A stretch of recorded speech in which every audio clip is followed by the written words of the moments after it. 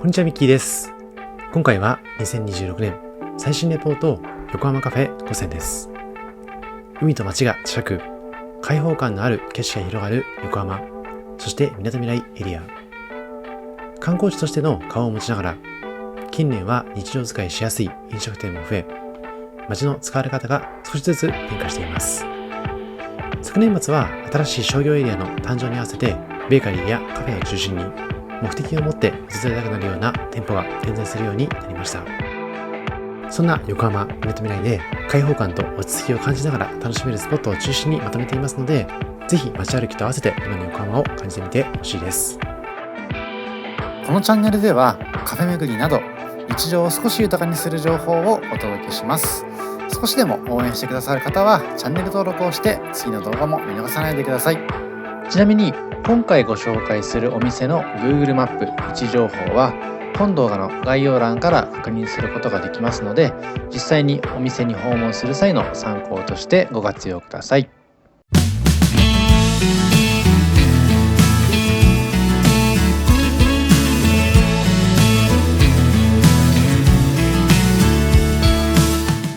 まずはじめにご紹介しますのは、みなとみらい駅からザ・シティベーカリーリビングタウンみなとみらい。ニューヨーク発祥の人気ベーカリー&カフェザ・シティベーカリーがみなとみらいの新たなランドマークリビングタウンみなとみらいに出店。明るい光が差し込む開放的な店内にはベーカリーコーナーも併設されており、焼きたてパンやペーストリーの香りに包まれています。ご覧のようにゆったりとしたテーブル席やカウンター席があり、朝食、ブランチ、ランチまで幅広い時間帯で利用が可能。みなとみらいの景色を感じながらコーヒーと一緒に過ごすひとときが心地よい空間です。街中にある店舗というよりかは生活に密着したそんな店舗になっていますので、特に普段使いにお勧めできるようなそんな空間が広がっています。ザ・シティベーカリーのルーツは1990年のニューヨーク。創業者のモーリー・ルービン氏はエミー賞受賞歴のあるテレビ局の敏腕プロデューサーでした。食に興味を持ち、1986年にフランスへ渡り、小さな町のペーストリー教室に参加したことがきっかけでパンの奥深さと面白さに気づきます。ニューヨークへ戻った後もその熱は冷めることなく、数々のベーカリーで修行を経て創業。開業から30年もの間、モーリー氏は現場で働く代表として工房と店頭に立ち続けて確かな味を守り続けたそうです。満を持して日本に進出したのは2013年。現在はこちらみなとみらい含めまして日本全国幅広く出店しています。ザ・シティベーカリーのシグネチャーメニューは何といってもプレッツェルクロワッサン。今回はモーニングのプレートメニューいただいているんですけども、テイクアウトの場合にはぜひとも一つはプレッツェルクロワッサンをいただいてみてほしいです。甘みのある生地に岩塩とごまを振りかけた甘じょっぱが癖になる一品です。またドリンクとして有名なのはホットチョコレート。ニューヨークの本店では冬に1日1000杯以上も売れる大人気ドリンク。夏場はコールドドリンクとしてさっぱりといただくこともできます。他にもご覧のようにパンにマッチするコーヒーや自家製レモネードなどその他のドリンク類も充実していますので、お気に入りのパンを探しつつペアリングとして様々なドリンクも試してみてほしいです。またセットでスープなどをいただくこともできますので、お食事系のメニューに関しましてもパンに関しましてもアレンジを加えることができます。さてこの日は11時までの限定モーニングメニューをいただいています。まずこちらは4種のデリプレート。野菜たっぷりの4種のデリが色鮮やかに並ぶプレート。キノアやキャベツ、ラペなどヘルシーなデリにもっちり食パンなどがセットになっていまして、ランチにもぴったりのバランスプレートです。今回は四角いトーストが売り切れになってしまっていましたので、こちらの丸みのある食パンで代用いただいています。こちらのパンも十分に美味しくてふわっとした食感が印象的だったので、むしろラッキーだなと感じました。またセットでコーヒーもいただいていまして、セット価格ですと330円でブレンドの S をいただくことができます。さてこちらもう一つ注文しました CBX ラットブレックファースト。先ほどご紹介しましたシグネチャーメニューといいますふわふわのプレッツェルクロワッサンに濃厚でクリーミーなエッグスラットがたっぷり。ポテトやエッグのコクがバランスよく、朝からしっかりと満足感がある一皿です。パンの香ばしさと一緒にコーヒーとの相性も抜群になっていました。私自身ザ・シティベーカリーを訪れる際にはなるべくモーニングメニューをいただいているんですけども、全ての店舗で用意されているわけではないので、その点はご注意いただきたいです。その中、こちらのリビングタウンみなとみらい店ではモーニングプレート11時までいただきますので、ぜひチェックしていただいて、その空気感とともに楽しんでください。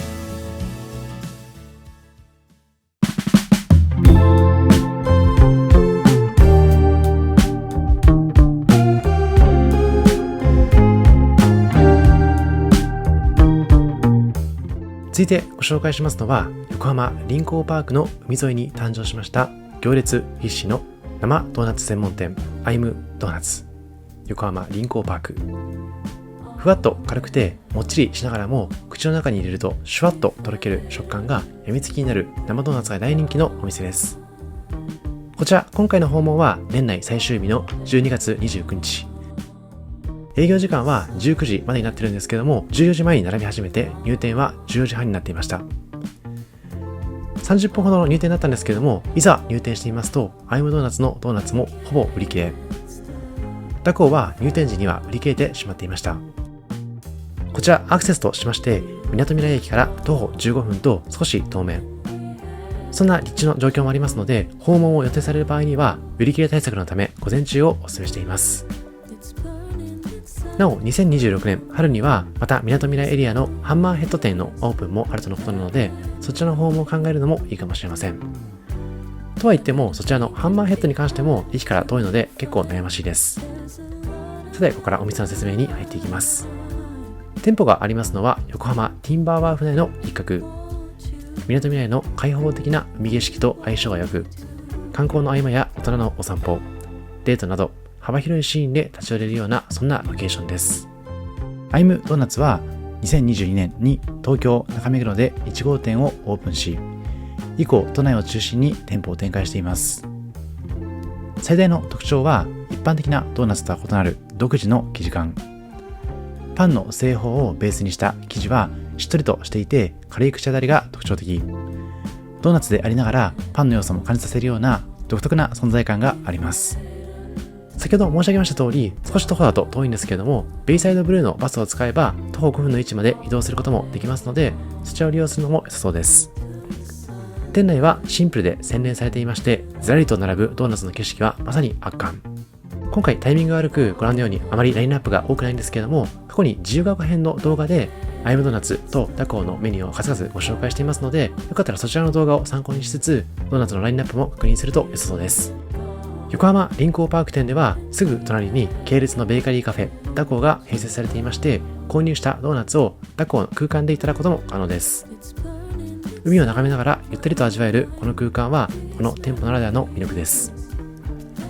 なお、イートインする際にはワンドリンク制になっていますので、アイムドーナツで購入する際、もしくは他校のカウンターの方でドリンクをご注文ください。さて、こちらは購入した際の箱のパッケージ。今回ドーナツを2個注文してるんですけども、量が少ない場合に関しましては、間で形が崩れないような工夫もしていただけますので、その点も安心して注文できるような工夫になっています。さて、こちら今回注文しましたメープルプロシュート。もう一つはピスタチオクリームです。味も抜群にはなっているんですけども、やはり見た目が印象的。ぜひ手土産の参考としても活用ください。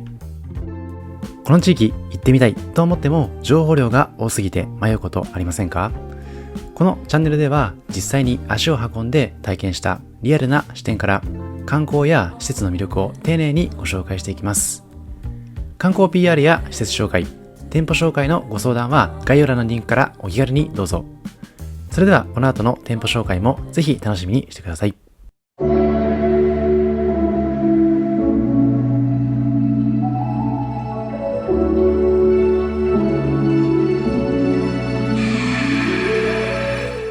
続いてご紹介しますのは、2025年10月にオープンしたばかりのクラフト馬車道駅 1B 出口から直結しています。こちらは元銀行建築を活用した文化交流拠点バンクパーク横浜の中にある店舗。全国から届く四季の恵みを丁寧に仕立て、食材の素材本来の力を生かしたサステナブルな一皿を楽しむことができます。施設の入り口から続くスペースにクラフトがありまして、入り口には季節の花や工芸品、さらにはえりすぐりの食品などが並ぶギャラリー&ライブラリーが併設されています。店内は天井が高く、白を基調とした明るい雰囲気。テーブルの間隔もゆったりとしていまして、観葉植物が数多く設けられ、ナチュラルで居心地の良い空間が広がっています。ランチ、ディナー問わず利用しやすく、商談や一人時間、友人との食事など幅広いシーンで選びやすいようなそんなお店です。こちらのクラフトはバンクパーク横浜の中で発信拠点として位置づけられています。横浜から世界へと開かれた文化の玄関口として日本各地の工芸と世界のクラフトをつなぎ、食やアート、デザインを通して新しいライフスタイルを提案します。そんなクラフトさんから発信される出会いや体験は地域を越え、国境を越え、世界中へと広がっていきます。他にも地下1階、2階、3階にはグッドルームラウンジ横浜馬車道というところがありまして、そちらではシェアオフィスやアトリエ機能を導入しているとのこと。多様な企業や市民が集い、資源循環や SDGs を軸に多様な価値観を共有し、持続可能な社会を競争しているようです。もともと1929年に建てられ、2003年にはそのバルコニー部分を形態復元した横浜市認定の歴史的建造物。そんな建物としての歴史的価値を生かしながら、今でも市民から世界の観光客にまで愛される新たな拠点としての役割を担っています。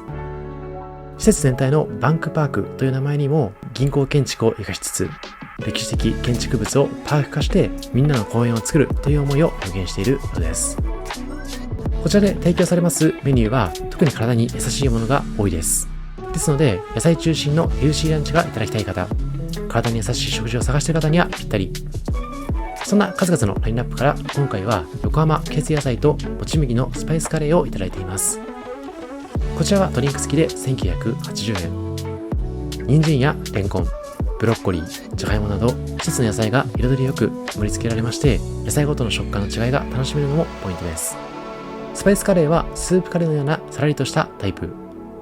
スパイスがふわっと広がりながらもあっさりとした優しい口当たりで重さがなく、野菜の甘みと相性がとても良いバランスでした。中央のもち麦ご飯はプチプチとした食感が楽しく、噛むほどに甘みが広がるのも特徴的。そんなもち麦ご飯だからこそ、さらりとしたカレーとよく合いました。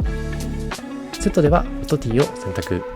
こちらもカレーのスパイスを調和してくれるようなスッキリとした口当たりになっていました。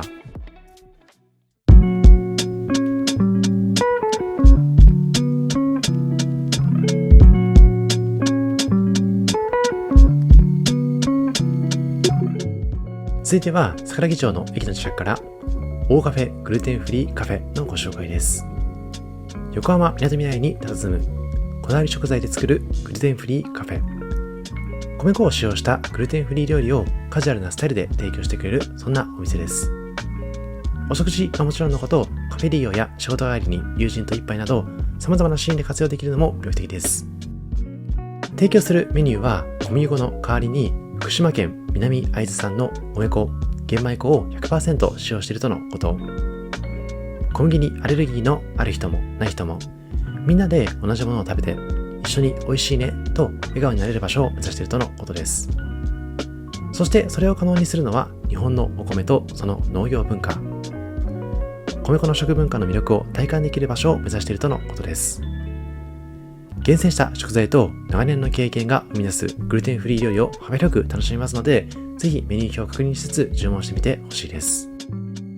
今回はカフェタイムに訪問してるんですけれども、グルテンフリーピザなどこういった洋食系のメニューもグルテンフリーで実現できるんだという感動がありますので、ランチの訪問の際にはそちらのメニューもいただいてみてほしいです。さて、この日に注文しましたのはマンゴービネガーとルフナ紅茶、そしてピスタチオチーズケーキです。マンゴービネガーのドリンクは爽やかなマンゴーの甘みとビネガーのほのかな酸味が一つになったドリンク。手前に映していますのはルフナ紅茶。スリランカ産のルフナ茶葉を使ったミルクティースタイルでいただいています。そしてスイーツとしていただきましたのはピスタチオチーズケーキ。香ばしいピスタチオの深いコクとチーズの濃厚さが絶妙にマッチした一品。グルテンフリーらしくしっとり滑らかな生地は米粉ならではの豊かな旨味が感じられます。キャラメルソースの甘さがアクセントになり、一口ごとに濃厚さと軽さがマッチ。見た目も美しい淡いグリーンでカフェタイムにぴったりな贅沢なスイーツになっていました。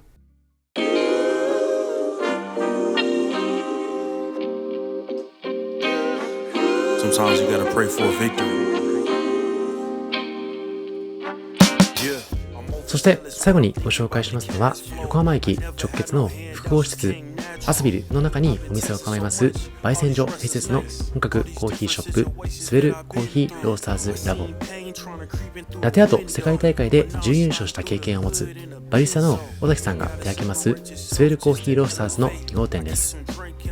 ちなみに1号店の中目黒店に関しましては過去の動画でもご紹介しているので、よかったらそちらも確認してみてほしいです。場所は横浜駅東口から徒歩2分。アスビルの1階にありまして、買い物途中や通勤前後でもふらっと立ち寄りやすいような立地。アスビルらしく店舗前にはカプセルトイや遊具が並んでいまして、家族連れや学生、ビジネスパーソンなど幅広い層がお店の前を光っています。外のにぎわいはそのままに、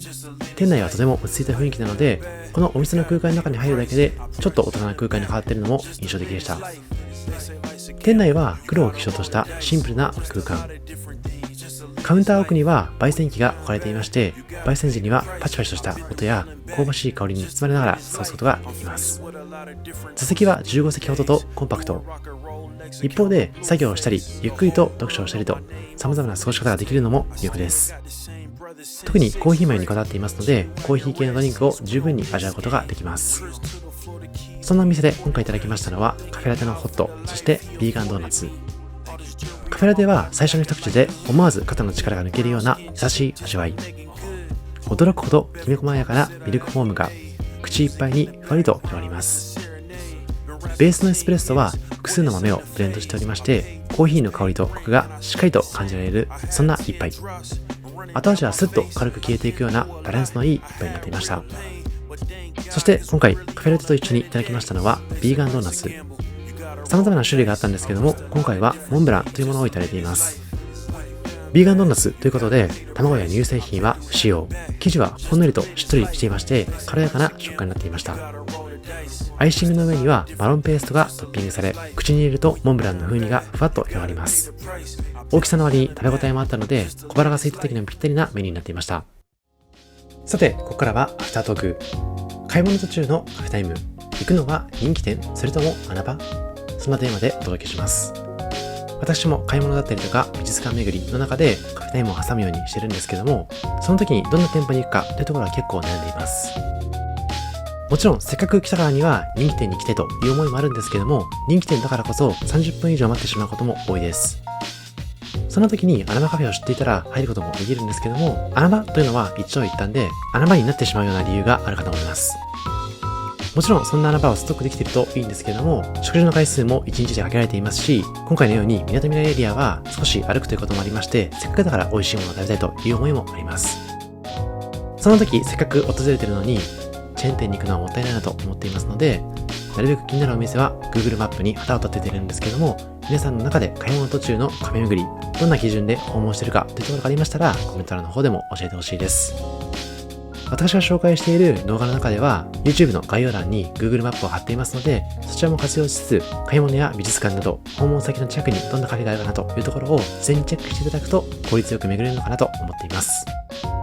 今回の動画がいいと思いましたら、チャンネル登録といいねよろしくお願いします。また、Instagram の方ではより早い情報をお届けするように心がけていますので、よかったらそちらのフォローもよろしくお願いします。以上、ミッキーでした。ありがとうございました。